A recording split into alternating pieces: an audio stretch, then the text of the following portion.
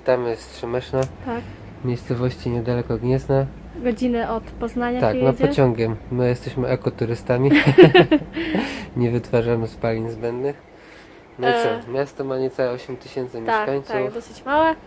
No i w następnej części będzie już opisanie, ile Tak, no dzisiaj się trochę bardziej przygotowaliśmy niż Tak. do odcinka ze Środy to Wielkopolskiej. jest taka prowizorka jak ostatnim razem o środzie.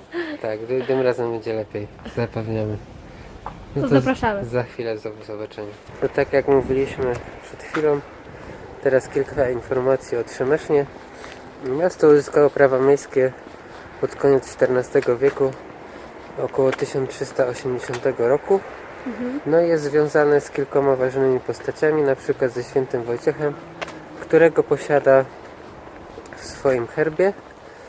Według legendy miał on też odpoczywać tutaj przed wyruszeniem do Prus, gdzie miał nawracać tam pogan. No i po swojej śmierci miał też spoczywać w tutejszym kościele, co akurat nie jest potwierdzone historycznie. Jest to tylko legenda. No i co jeszcze można Aha, no powiedzieć? i jeszcze taką ważną postacią jest Jan Kiliński, który tutaj mieszkał, to było jego jakby miasto, w którym się urodził. Tak. I jest to osoba, jedna z osób, która uczestniczyła w insurekcji kościuszkowskiej. Tak, no to była jedna z ważniejszych postaci nawet. Tak, no i jeszcze w ogóle takim zawodem, który tutaj jest bardzo popularny, był popularny, Tak, było szewstwo. tak. No Jan Kieliński również był szewcem. Szewcy. Mhm. Tak. No miasto znajduje się też nad dwoma jeziorami, nad jeziorem Popielawskim, które jest najgłębsze w Wielkopolsce, przynajmniej tak mi się udało znaleźć informację, no i nad jeziorem Kościelnym. Nazwa miasta wywodzi się od nazwy rośliny, która po staropolsku nazywała się trzemecha i jest to albo roślina, albo krzak. No, drzewo też może być. Tak, drzewo z rodziny różowatych. Żeby nagrać dla Was informacje o Trzemesznie, zeszliśmy nieco z głównej ścieżki i trafiliśmy na budynek niegdysiejszego browaru. Pierwsze informacje o browarze pochodzą z 1525 roku. Aktualny budynek został przebudowany w XVIII wieku. No i tutaj właśnie została dobudowana ta wieża, którą widzimy z prawej strony. A produkcja piwa tutaj była prowadzona aż do końca II wojny światowej. Z tego co wiem, aktualnie budynek został przez kogoś wykupiony, no i będzie poddawany remontowi.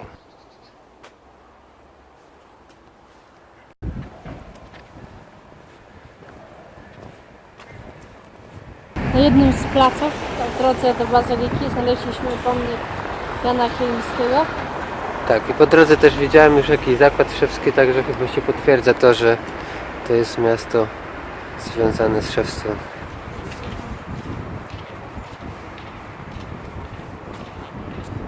To jesteśmy już przed bazyliką Wniebowzięcia Najświętszej Maryi Panny.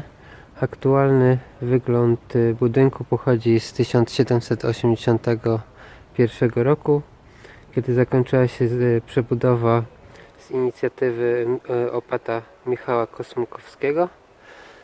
Kopuła, którą widzimy na górze, jest wzorowana na tej z rzymskiej świątyni Bazyliki Świętego Piotra. Pierwsza świątynia powstała tu w XII wieku, między 1134 a 1138 rokiem i ufundował ją Bolesław Krzywousty dla kanoników regularnych laterańskich z Flandrii. Pierwotna świątynia była pod wezwaniem świętego Wojciecha. Dzisiaj, kiedy spoglądamy z perspektywy czasu na jego ponad 30-letnią napoczną posługę,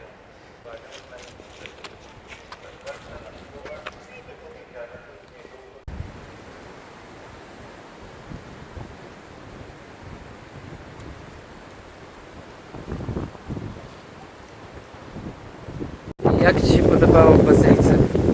Bardzo ładnie, bardzo ładne są te freski na tych kopułach. Fajnie to jest zachowane. Tak, Fajnie no, tutaj to bardzo dba. ładnie wyglądają. One chyba w XIX wieku zostały odrestaurowane, czy w XX może nawet, ale bardzo ładnie to wygląda, tylko na dole chyba jeszcze jakiś remont jest. Tam widziałem skute ściany. No, Nie wiem, czy na elewację, czy coś będą robić.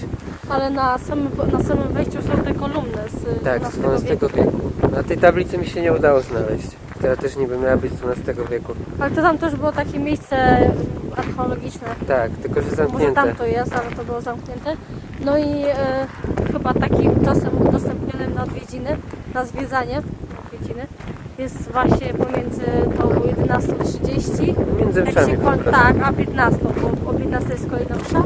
I teraz właśnie jak byliśmy, to była jakaś grupa takich starszych osób i też właśnie zwiedzali to wnętrze. Budynek byłego alumnatu, czyli drugiej najstarszej szkoły średniej w Poznańskiem.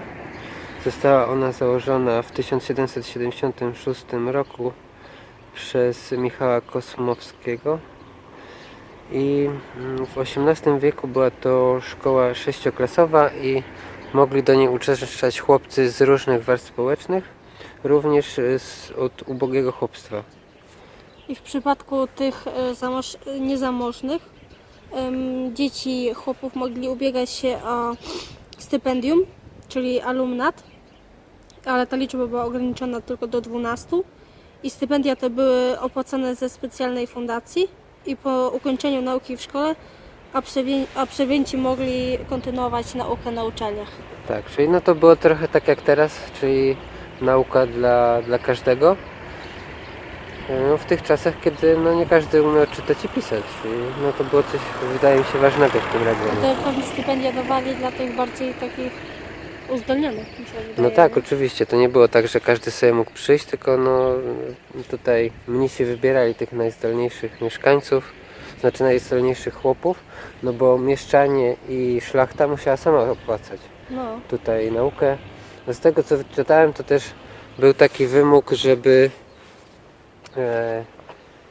osoby, które tu przychodziły do nauki, miały swoje łóżko. Czyli nie było tak, nie było tak, że tutaj były łóżka tak jakby już do wynajęcia, tylko trzeba było przynieść swoje łóżko i też trzeba było opłacać jedzenie no tutaj za pobyt. Aha, i ci chłopi to opłacali z tego stypendium, czy? Tak, tylko że oni tu musieli pracować tak jakby dodatkowo jeszcze. Aha. Teraz znajdujemy się przed zespołem szpitalnym Święty Łazarz, który został ukończony w 1791 roku i w jego skład wchodziły szpital dla ubogich, sierociniec, przytułek oraz szkoła elementarna, no, czyli podstawowa. No, budynek jest ładnie odnowiony. Szczerze mówiąc, to w ogóle mam takie wrażenie, że tutaj jest dużo lepiej zadbane niż w Środzie Wielkopolskiej, ale może dlatego, że no, wydaje mi się, więcej takich tak, więcej zabytków i miasto też się chyba promuje na turystyce.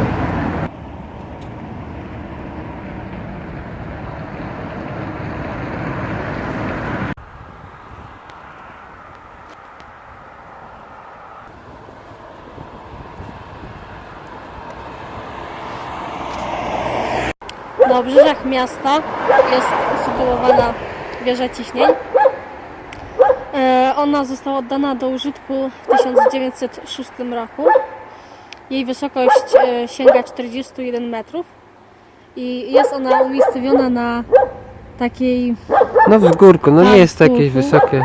No ale chodzi o to, żeby była widoczna z każdej części miasta. No chociaż szczerze mówiąc w centrum to ja tego nie widziałem, No tylko ten widać. ale no jest na pewno najwyższym budynkiem, bo tutaj wszystko jest takie Podobno jednopiętrowe. jest jeszcze działające Tak, no w działa. dalszym ciągu. Ale w sumie w tych polskich miastach te wieże ciśnień, w takich małych miasteczkach przynajmniej, to wydaje mi się, że to są właśnie takie najwyższe budynki, najbardziej widoczne. Z tablicy pamiątkowej widzimy, że też pierwszy premier II Rzeczypospolitej Jędrzej Moraczewski urodził się w Trzemesznie.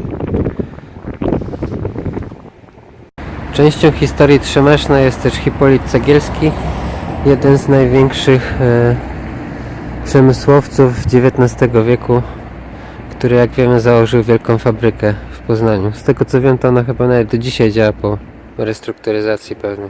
Teraz jeszcze tylko takie szybkie podsumowanie. Trochę nam się spieszy na pociąg, mamy za 18 minut. No już jesteśmy niedaleko, ale się nie chcemy spóźnić. No moim zdaniem jest dużo lepiej niż w Środzie Wielkopolskiej. No ta bazylika jest naprawdę ładna, szczególnie w środku. No. Trochę żałuję, że nad jezioro nie poszliśmy, ale w sumie jest luty, no to No i pogoda nam się dała o wiele Tak. bardziej niż w środzie. To jest dosyć ciepło. Tak, no wiesz, że ciśnie jest kawałek za miastem. No ładnie to No i wygląda też. dużo więcej jest rzeczy do zobaczenia.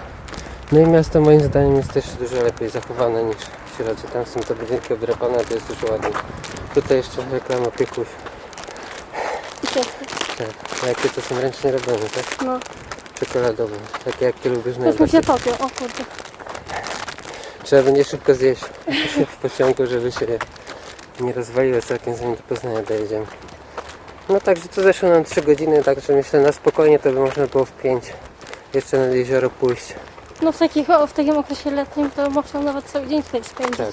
No wydaje się być przyjemna ta miejscowość, także tutaj możemy z całego serca polecić przyjazd. No, jesteśmy Szczególnie latem.